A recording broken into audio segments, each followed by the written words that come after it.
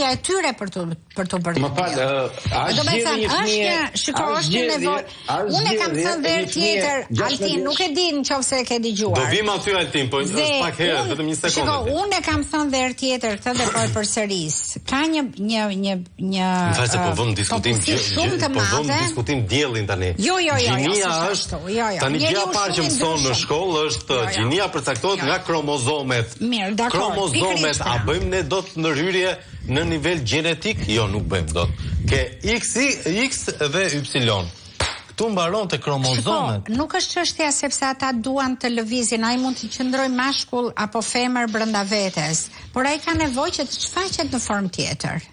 Ka dëshirë të shfaqet. Ka një burr i cili do të vishë ndryshe. Dhe ka një shembull tjetër.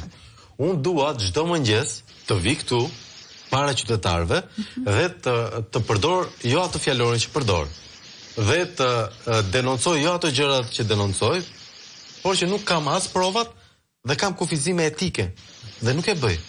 Pra, sepse është një konsensus shoqëror që një gazetar nuk mund dalë në emisionin e vet dhe të përdori fjalor banal dhe të etiketoj njerëzit dhe të thotë gjërat që i di për njerëzit por që nuk i provon dot. Sepse ka kufizime. Po, sepse ti je përpara publikut dhe ke ca detyra më shumë se sa një individ i pavarur, i cili e bën jetën e tij.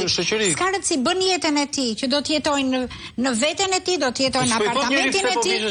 Në shtëpinë tënde. Po i thot pra, sipas se ti po i thua në këtë rast. Po sepse i thua që ç'është kjo, pse unë duhet ta shoh këtë burrin të veshur si grua, thua ti. U shfaqe shtëpia që ta shoh. Jo, ai do dal në rrugë dhe ti thua pse ky be del në rrugë